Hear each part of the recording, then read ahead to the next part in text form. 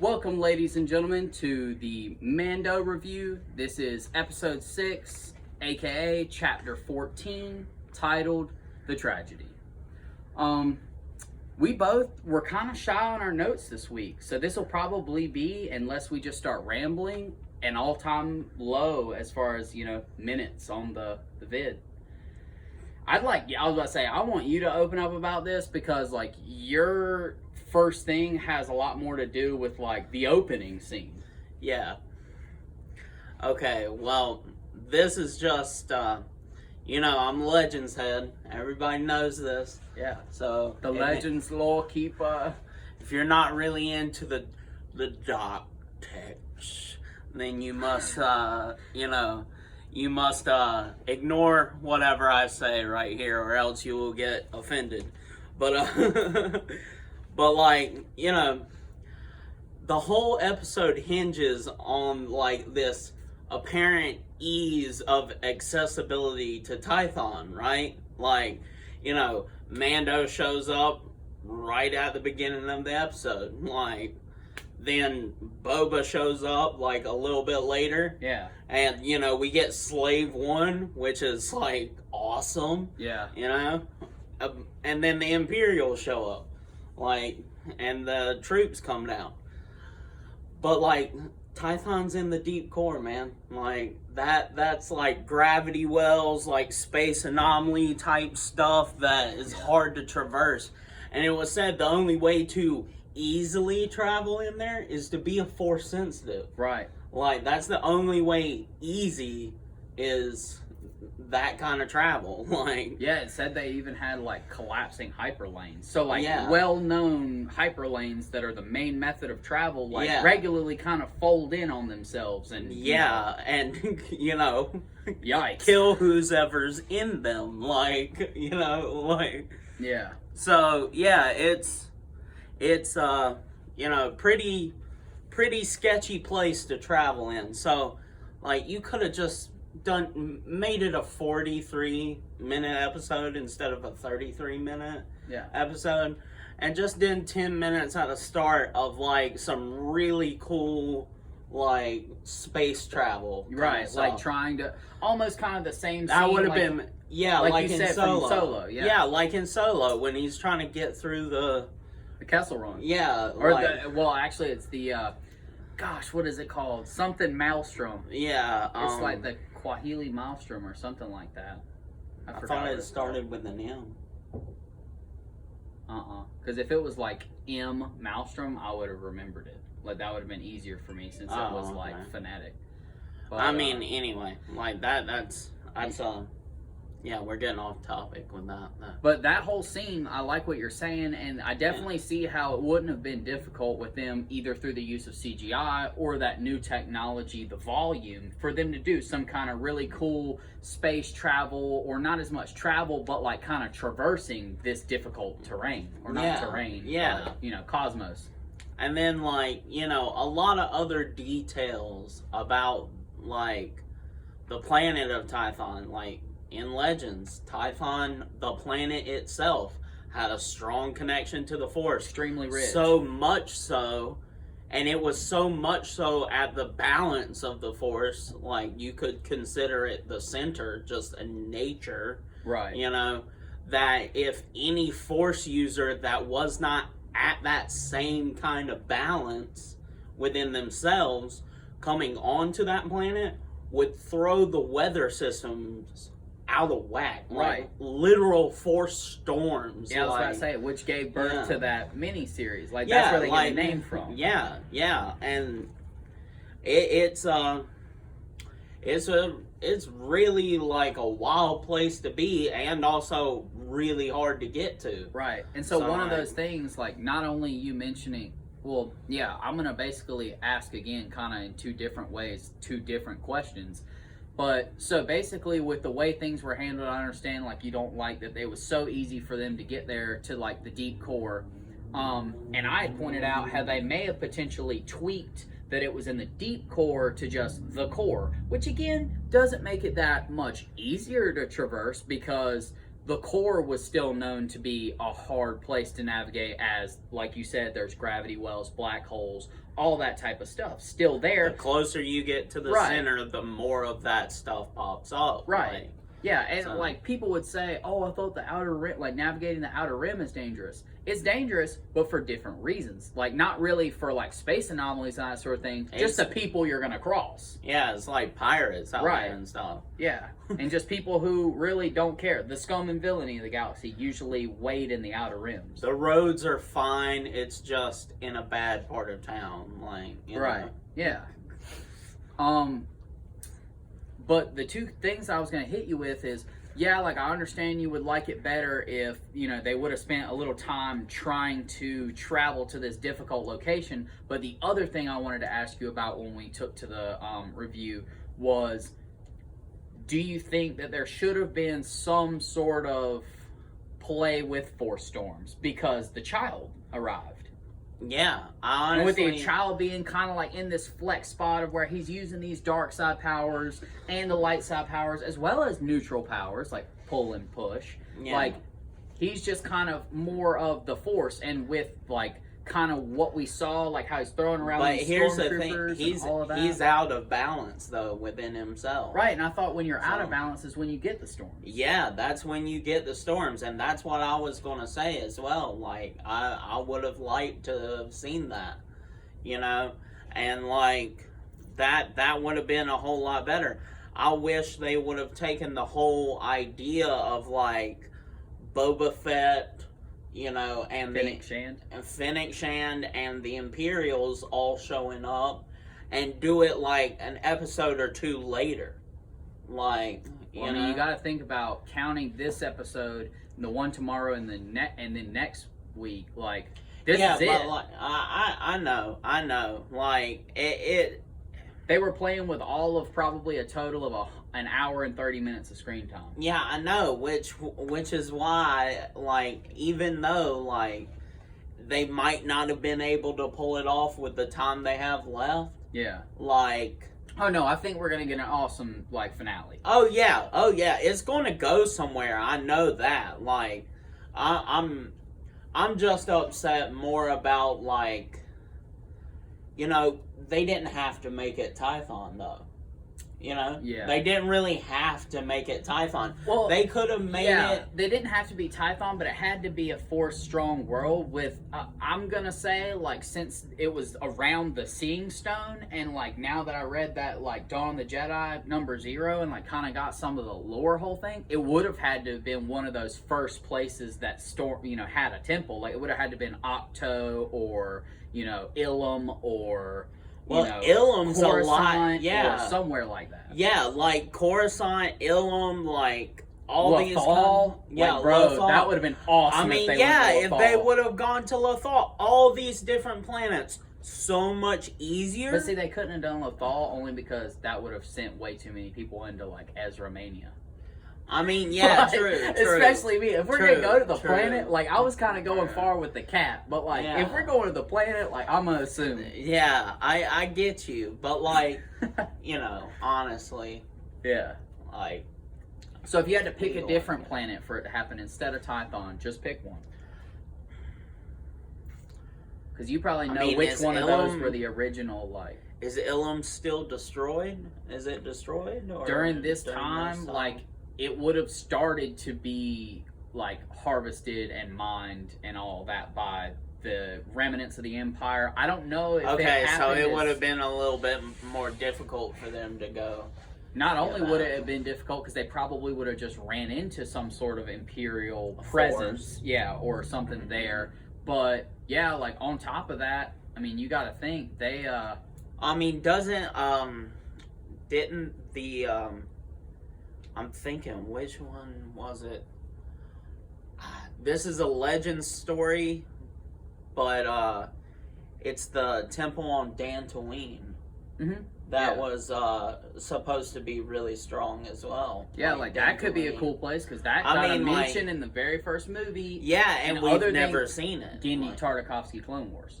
Yeah. Other than that, like the battle with Mace, like where he jumps up on that hill and takes water from the kid. I remember that. Yeah. I love that. Yeah, but like that's just a little bit of a it's just scene. Yeah, basically it's you just a get to little see bit. what the since Landscape. Star Wars. Yeah, I was about to say since Star Wars for the most part kind of has this theme where most planets are one biome, like for the most part. Yeah. I mean, there are plenty of planets in the Star Wars galaxy. I can pick plenty, at least 5 off the top of my head, that have a lot of different types of terrain. But ultimately, like I said, like most planets in Star Wars are just kind of one giant biome. Yeah. They seem to be rather uniform. Yeah. We kind of just jumped in talking about Tython, but like that didn't bother me at all because, like I said, I wanted you to spearhead that because I just want to like just basically make known that I thought it was really funny myself that we saw Din Djarin laughing at the very beginning of the episode when he's like saying Grogu's name and like both the question form and kind of command form and all that. Like, I like that. It showed almost more of a human side of somebody who, for the most part, except for the last episode of season 1, has been behind a mask. Yeah. So it adds some humanity to the character. They say becoming a Zah makes you softer as a man. Yeah. So I wouldn't doubt it. Another thing in that little cockpit scene before we actually go down on Tython that I want to just mention is Mando says that he can't train Grogu because he's too powerful, which I find just really, really interesting because the armorer in the season finale said that he was too weak to undergo the training. So now it's kind of funny that Mando's saying that he's too powerful now that he understands he has Jedi training. I don't think this actually means that like Din is saying he can't train Grogu because like Grogu will throw off on him or something like that. But I mean, hey, if you've already seen him able to lift up a mud horn and stuff, like you probably would think like, oh, if I'm gonna put him through like really harsh training, everything, he could just get pissed off and like snap my neck with snap of his fingers if he wanted to. Yeah. I mean, he wouldn't do that. We all know that. Yeah, but like Grogu's that dude, But since Grogu just there's so much, there's that, not really a language barrier, I guess, but just his inability to properly speak basic and, just still being a baby, there's this learning curve between the two of them and how they interact and, just all in all, how they really operate as this new father and son, unorthodox duo, I guess. Let's say clan. Yeah, I mean Clan of Two. Yeah, I love talking about the Clan of Two. So you kind of jumped in talking about Tython, and then after that made the mention of like Boba Fett flying over. I did want to say that I thought it was also kind of funny how Mando, whenever he puts the child on the Seeing Stone, and he's like telling him, do this, do that. Like Ahsoka told me that if I got you here, like you'd basically take care of the rest. And he pretty much turns around for a split second and noticed like the Slave One flying over. And I just got ahead of myself a little bit because my thing was going to be when he puts him on the stone, he's looking for a way to like activate it, a very practical way. And so like he's kind of like using the vision like this, I guess, I don't really know what it is because it kind of just highlights anything of note almost. Whether it's the heat signature like off of the ground or whether it's some kind of like switch or secret door, like he can basically just use his vision to like make things that might be, hard to see. Yeah, invisible to the naked eye or invisible to the naked eye, visible. Yeah. Which is kind of cool to have that kind of tag. Yeah, and I just think it spoke about his character again because, like, he's a very practical person. He doesn't have, like, this belief system backing the Force. He's slowly learning about this and slowly learning that, not all things are, like, in the moment and, like, physical and, like, right here. There are some things that you just kind of have to, like, hedge your bets on and, wait and find out. But Mando did say he wasn't a gambling man. So, do you have one of your points? Like, what's your my next point was going to be about when Boba Fett is fighting. Got you.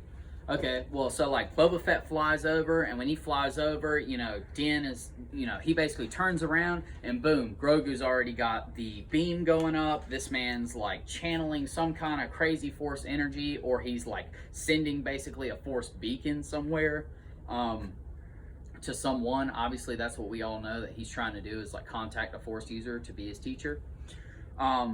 But I thought it was super crazy how as soon as he turns around, he tries to get the child out of the little force barrier, can't get him out, and then instead he says, all right, well, like, basically I've got to go protect you.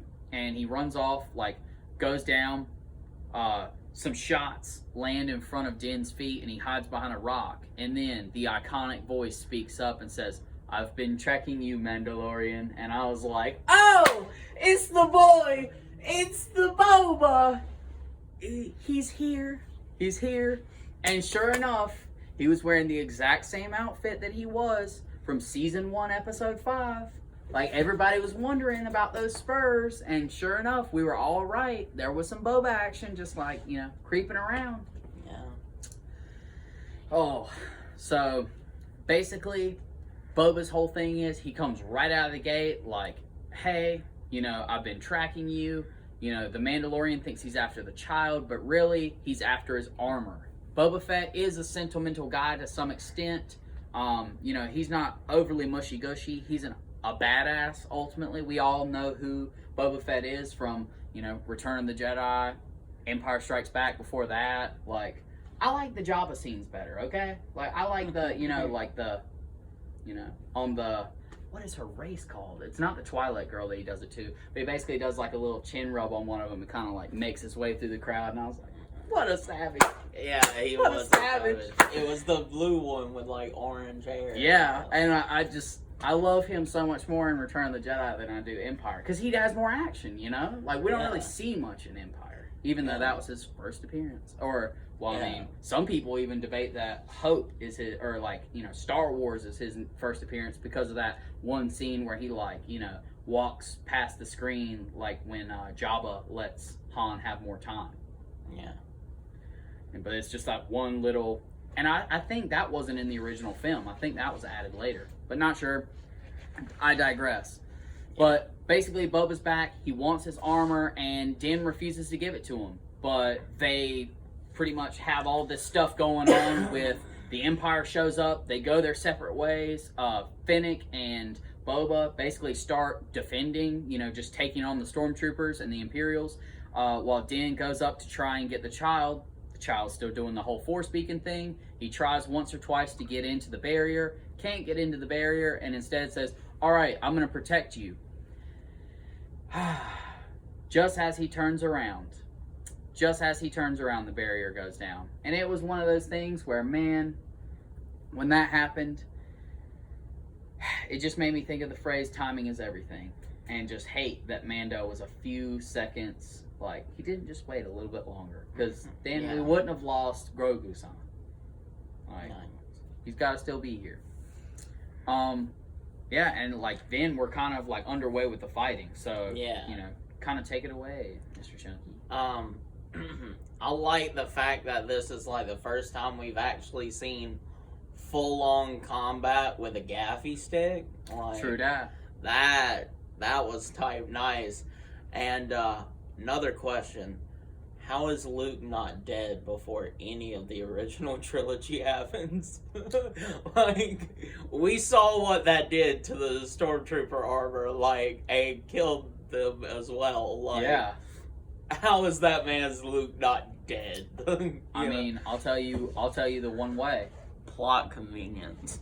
I mean, it could just be plot armor, but you could also argue that some Tusken Raider was swinging the gaffy stick and probably just wanted to, like, knock him out and take him back to the camp like they did Shmi in, like, the early movies.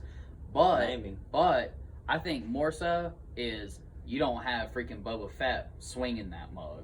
Boba Fett swinging that mug, like, he's taking you down, son. Like, I guess so. This man's shoot to kill, not shoot to thrill. Like, okay. Yikes. But yeah, like, that was savage. And then we get some cool shots of him, like, taking out a bunch of stormtroopers with it. And then he looks over at the Razor Crest and goes and gets his armor, bruh. Like, comes back out and is like, Well, first, dude, just... I love, and I don't know if people picked up on this, but when he landed, it was an Iron Man sound effect. Yeah. It was like, you guys know what I'm talking about, like, because you've seen Iron Man movies. Everybody's seen the MCU movies. But, like, when he hits, like, it was just two, like, metal feet. And I was like, oh, man, like, that, fully decked out armor. Yeah, son. I love that the first thing he dished out to. You better prepare yourself. Yeah, I love that the first thing he dished out to was a backhand. Yeah. He was like, wow. Just start shooting blasters, like, all this stuff. Got, like... Barrel rocket punch. No, it's like snubs the barrel of his wrist rocket right up against the stormtrooper's gut and fires it, sending him flying a little bit and then blowing up. That was freaking epic, dude. Oh my gosh, this man's is just using fear tactics at this point to intimidate. Yeah, one of my favorite things, and like people were geeking out about the whole like knee darts or like the knee missiles. Yeah. Because that's been something that's like been supposedly a part of his character, but he's never used in comics, in games, in anything before. Ever. But you know what I was more hyped about? I was more hyped about that the Gauntlet Blaster. Look, if I was in Star Wars, 10 out of 10, my character would have a blaster he could shoot like that. Because I already think the only thing that's cooler than having like a blaster disguised into your gauntlet would be like what Baylor Valance has and has the palm blaster. So like it's built into my arm, I can charge it as I feel and then just raise my hand like Iron Man and shoot like a blaster bolt. That's epic. Yeah. Like, so I've always thought the gauntlet the gauntlet blasters were really, really cool.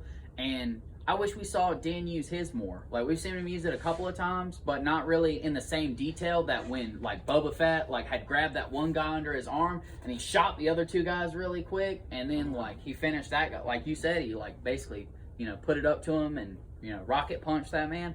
I was like, dude, so epic. Like, you literally shot one time with your gauntlet and killed two people. Like, why would you not use that more often? Nobody's expecting you to hit them with a blaster putting your gauntlet up. But if you're holding a blaster, they see it coming. You know what I mean? It's kind of the halfway element of surprise. It's almost like the hidden blade, like the hidden blaster version of the hidden blade.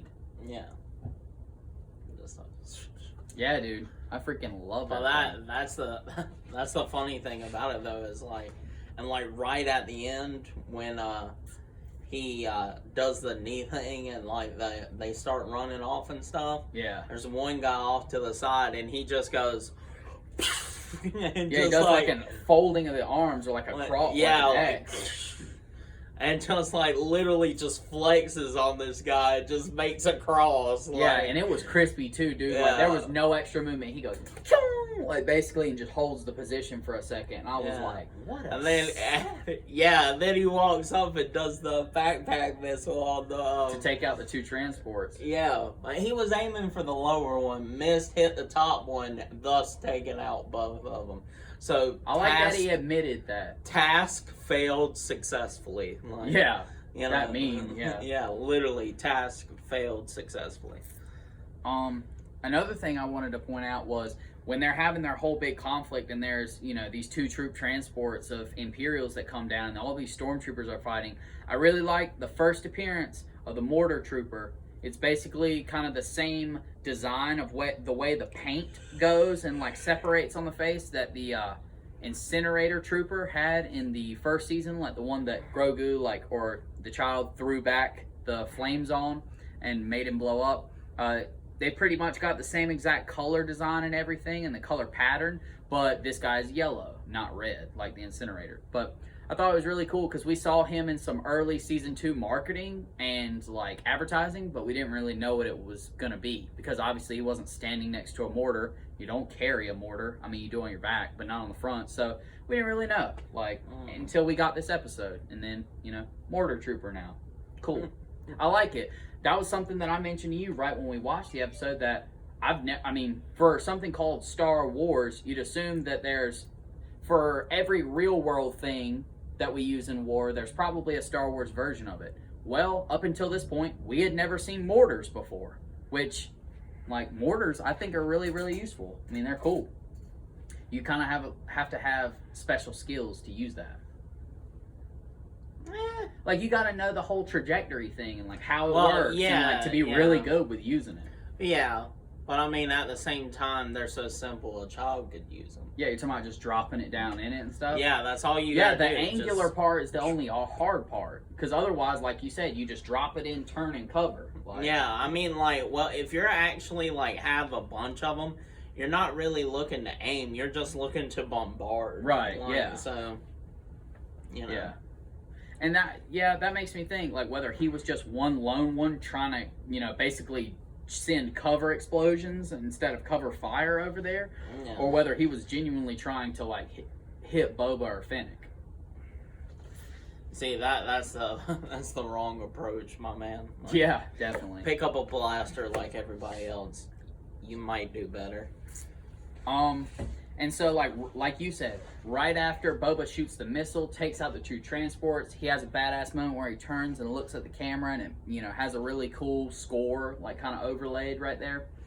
But then he walks up to Din and Fennec, and they're getting ready to have some sort of conversation, I'm sure, because they just basically walk up to each other, and then all of a sudden you hear like a boom from, like, upper atmosphere, and then they're like, look, or one of them says, look, I think, and then they turn around, and there's a, like, pretty much orbital bombardment, red laser just, you know, coming hella fast, like, through the atmosphere and everything, and boom, it connects with the Razor Crest, and dude, that thing just is up in flames. So freaking sad. Dude, when we saw it, like, we pretty much just had dropped jaws, and we were hella disappointed in the moment. But I'm sure where they take away this badass ship, they're gonna give him an even more badass ship. So Eventually. we hope so. Yeah. Whether he has to acquire it, has to buy it, like, just gets it gifted to him, you know, or steals as a reward. it. Yeah, as a reward, whatever. I feel like they're gonna tie in the whole, like, new ship thing in a really cool way. Hopefully. Or at least I hope so. And I don't care whether, really, with all the other stuff that we have on our plate, I don't really care if that gets resolved by the end of the season or not. Because I know by season 3, episode 1, it will be. Yeah. There's no way that he's not going to be, like, traveling around. Or if they did wait until then that would be the episode that he got a new ship, you know? Yeah. I got you. But yeah, so it was just kind of like a sad moment, the death of the Razor Crest. But out of, you know, the Phoenix, or, like, out of the ashes comes the Phoenix, which was, in this case, the survival of the Beskar Spear. Beskar Spear is gonna, like, I bet Mando, since, like, he lost, like, both Grogu and the Razor Crest, but the Razor Crest being one of those things that was, like, one of his utilities that he had for his whole journey. You know, he was even deeper involved with sentiment with the Razor Crest than he was with Grogu. Like, yeah, Grogu's a living thing and can, like, relate to him, and, like, he can find happiness in Grogu, but, like, you know, if you think about this, we assume that Din has had this his whole bounty hunting career, or his whole, like, life as a Mandalorian. Yeah. So, if that's the case, I'm sure this man's hurting. Not only did you lose your surrogate son, but you lost, like, your baby, like, your ship. Like, what would Han have done if the Millennium Falcon got hit like that? Han would freak out, dude. Yeah, he would murder someone. Like, this man would channel all of the dark side. Han would have been like, it would have gone to black, and it says to be continued in Han kills the rest of the Empire. Episode 1. Yeah. And then, like, it's a new show comes out. It's just an anthology of Han just super angry, just murdering stormtroopers. Yeah, this man became like a chaotic, evil character. And he's just like, it's like everyone. what was that DC character? Clown Hunter? Yeah, Clown Yeah, it's like Clown Hunter, but for Jeez. him. God. Yeah, I mean, he pretty much would be just like that. But with the survival of the Beskar Spear, like, that's the rest of my notes. Well, I got a note. What's that note, though? To end the child Grogu being a badass, putting up a fight. You see, he might be a baby, but at least he could put up a fight when he gets taken into prison. Like, Fact. you know, like. Yeah, he didn't shy away from trying to defend himself. Oh no, he was like choking these bugs too. Like, he was like throwing them around, like banging them together, just like force choking one, the other's trying to get up. He's like, oh, where you going? Force choking this guy too. Like, yeah. And just like cracking their skulls together and shit. This man was messing it up though. And I mean, Moff Gideon's just sitting there, you know, being all cool, calm, and collected, obviously, like, yeah, because he's a good villain. I like him, you know, and that's the thing about it. But I also like how they had baby shackles. The Empire apparently has baby shackles, guys. Yeah, like they have baby shackles. That was one of those things where, like, I saw a meme, or no, it was you were talking about. Yeah. I saw a meme, and it was like one of the stormtroopers that was in that scene, and it's like, what? Like, we have baby shackles? We just stunned a baby. We have baby shackles? Wait, are we the bad guys? Like, yeah, and like that's totally what I think if I just shackled a baby. Yeah, like what? I'd be like, wait, are we the bad guys? I'm evil. I'm an evil henchman, apparently. Genuinely not a good person. But yeah, like I mean, that was just kind of threw me through one, or threw me for one. Yeah, for a loopski. Loop-de-loop and pull. Now your shoes are looking cool. But that's my last note. All right, ladies and gentlemen. As always, we enjoyed our podcast. What? Give the grade. The grade. Oh, right. I forgot to give the grade. Yeah, and I said podcast like a yucks. But yeah, like my overall grade on this episode, I don't really have too many remarks because I wasn't like happy, but I wasn't sad. Because this got left on a really sad note, or not really a sad note, but just a kind of like panic note. Like, okay, we need to call in all the troops, like get everything together. You know, we understand. It's go talk. Yeah, after this episode, that this is more than likely either going to be kind of a 2-part finale, the way the first season was, or these last 2 episodes are going to be some real deal action and some heat. Yeah, just really entertaining, top notch quality, I bet. And so. For me, this episode would be kind of being just right in the middle and not really having, you know, good or bad feeling about it. I'd probably give this this is like a 6.5. So for me. 6.5. Yeah, 6.5. Well, for me, it's 4.0 because the only thing that kept it from going below a 4.0 was the fact that Boba Fett was badass, and so was the child. Those were the only things that kept it from going under a 4.0, in my opinion. Everything else was just subpar.